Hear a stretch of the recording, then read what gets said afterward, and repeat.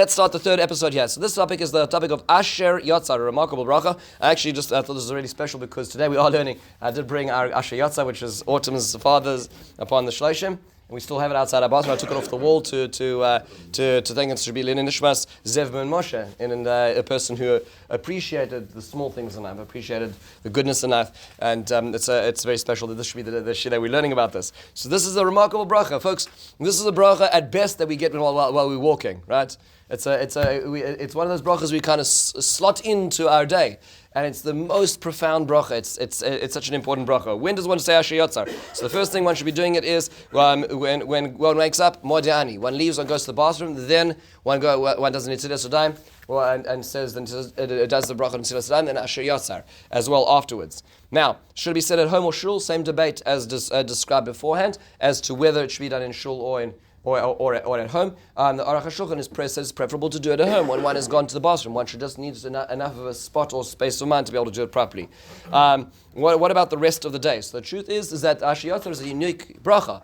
In that, it frames the day. You say at the beginning when one wakes up in the morning and says Asher Yatzar, but the rest of the day, there's multiple opportunities to do that when one goes to the restroom the rest of the day. How much must one go to the bathroom for?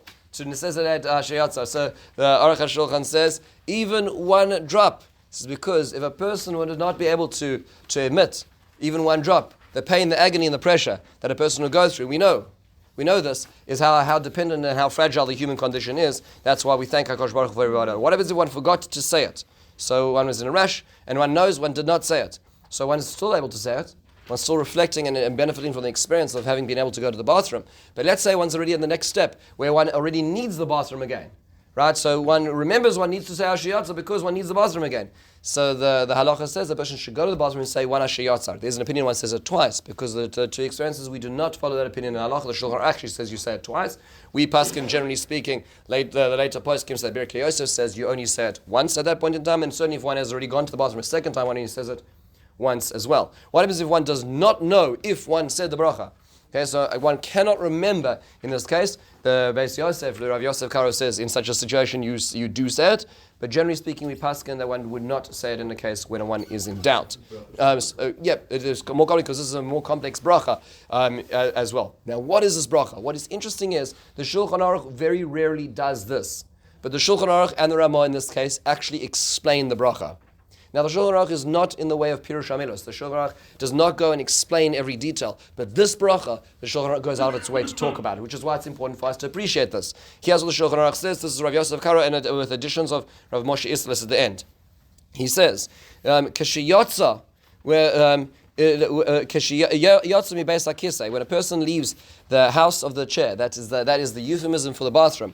That a person was created with, we bless Hashem that a human being was created with wisdom. The creation of the human being is with unbelievable wisdom.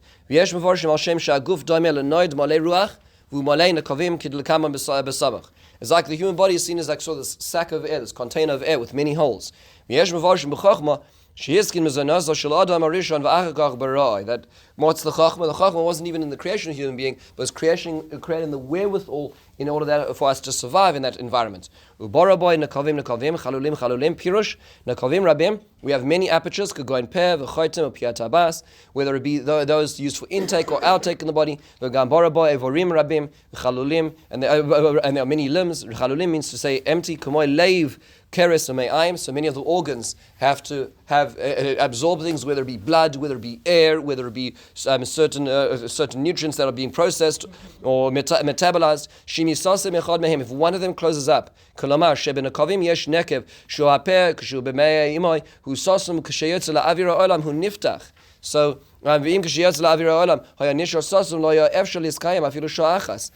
say that and he's using it as the mouth now. But we know today as an example is let's say the ventricles of the heart, in which there is a hole, and upon emergence into the world, the hole closes, the heart starts, and the blood starts pumping around the baby's body in its own system, not as part of the mother's system.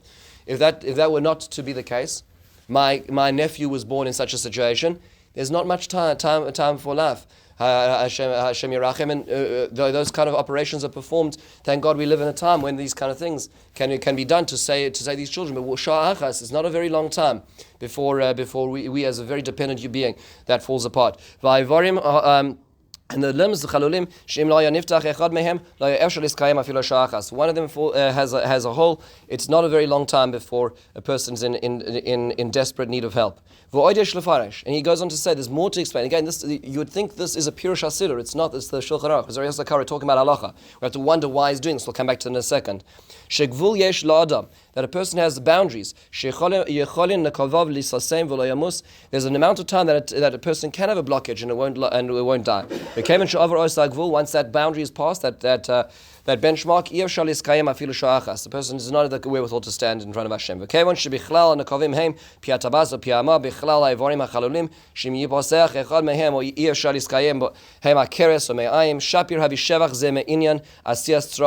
So a lot of the holes and a lot of the apertures relate to the process of digestion, right? A lot of our body is the digestive tract, right? So that's why we said when we go to the bathroom, which means to say the bathroom is the opportunity to recognize this whole process is working. And the more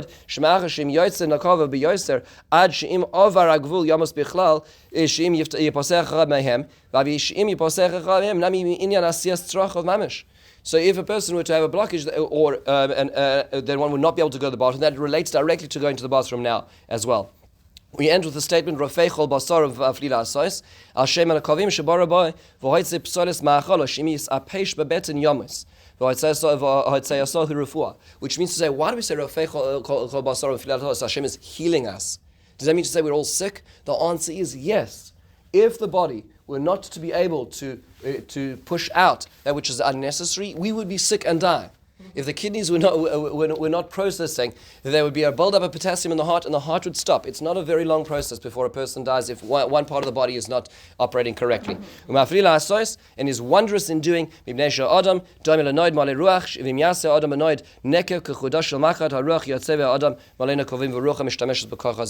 more of a rudimentary example about sort of the emitting of air if a person is punctured. The Ramah adds one extra line in the last line. What's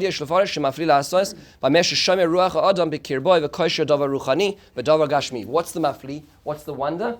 He says when you put a spiritual and a physical entity into one compartment and you tether them together. Why should a human being not just be a gorilla? Why should the spirit reside in such a rudimentary platform? That is, in fact, the ones that we're talking about over here. I'd like to just take a step backwards and notice a very interesting observation about this whole business, and that is that there's no other bracha in the entirety of our day, or perhaps our curriculum of brachas, where we talk about doing it in front of the throne of God. Think about that for a moment, right? You know, it's such a profound expression that you say to Hashem, that you say, Lifnei kisei kvodecha. What? I mean, like, you know, maybe this is the Yom Kippur bracha. Here we go. God, I did it. I want to tell you I did it. And this is the moment where a person, this profound, basic appreciation of the workings of the body, whether it be the spiritual, physical connection, whether it be the basics of the body working itself. Just to appreciate this in a deeper sense. Says the Aruch HaShulchan, in commenting on this again, he says, this bracha doesn't make sense. This is not a bracha that on the one hand we say at the beginning of the day, on the other hand we say it based on experience. What type of bracha? How do you categorize this? Is this a birkas hanenim? Is it because of the benefit that I'm getting from it? Is it a birkas hamitzvah? Well, how do you categorize this bracha? Says the Aruch HaShulchan, with this we close today. He says, birkas asher yatzar mishuneis mikol habrachas. It's different to any other bracha that we have. Normally a bracha relates to the actual item that it's talking about. I'm about to eat bread. I say, Hashem, you created bread. That's relating to what I'm doing. This bracha is longer. Right? If you think about it, we don't even talk about going to the bathroom in it. We talk about the body as a whole. Now, this is his own suggestion. In the 1800s, Rav Epstein is suggesting, this is my insight into what we're supposed to be doing in the morning. The MS who I believe this is the truth. They didn't mention the going to the bathroom. Chada, for one reason, it's not really respectful just to talk about the process of going to the bathroom, which we just finished. But another reason is, if you're going to talk about this being a bracha on pleasure, it's not really possible. Surely a person has benefit and feels better after having gone to the bathroom. Usually, we say bracha before we imbibe or enjoy it. So I'm about to eat, I say the bracha before I'm about to do this. And we can't do this with Yatzar. Let's say I'm about to eat an apple. So I say, Borei Priya Eitz. I can choose to put that apple into my mouth. So I have the full control of that experience. But this actually is involuntary. This is something which is necessary, pre-programmed. The body is allowing us to do this. Really, he says, perhaps it might be more like the Birkas HaShachar, which is about the way the world operates. Then it should have been enough once a day. What is this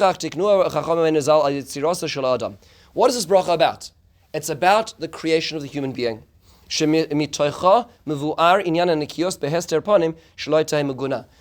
when do we recognize the creation and the fact that the human body works is when we see it doing one of its basic operations. And that's why the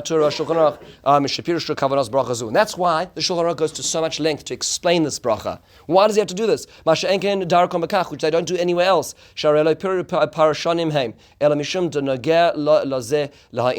Because they're trying to explain this bracha is not just about going to the bathroom, but it's about our very existence. Just to put these things into perspective, this is not just about holes and holes. When they mapped out the human genome, right, published in 2001, when it was published in Science and Nature, Scientific American and Nature, the remarkable work which took well over a decade of work to do and the planning, and they found that in fact that the only amount of encoding DNA is so little compared to what they call the junk DNA. If you're to imagine it as an overpass between the North America and Europe, as an overpass, the amount of space of encoding DNA is amount to perhaps the longest of the Galapagos Islands. That's in terms of the distance. That's the amount that we knew and worked out what it was doing. The rest was just junk. It wasn't encoding. But then human beings realized a little bit later that actually it does do a lot of things. It's not encoding proteins, but perhaps it's helping, perhaps as regulators. Perhaps some of it will be silencers. So slowly we start understanding the body is much more complex, even in today's day and age. Suddenly we realize that the body is much more complex. When we say Asher Yatzar, it's the further we delve into science and appreciation of the complexity of the human body, suddenly we have an opportunity a few times a day to reflect on that. That's the uniqueness of this bracha. Is the moment when it is working is to notice it, which is why there are many who say that it in fact is a segula. People are looking for segulas all the time. What can I do? What can I say? Focus on Asher Yatzar. Stop walking. Say it. Actually think about it for 20 seconds. It takes maybe 6 times a day, 20 seconds. That's the amount of time it takes to be able to ensure and appreciate our very existence as well. With this we close the third episode.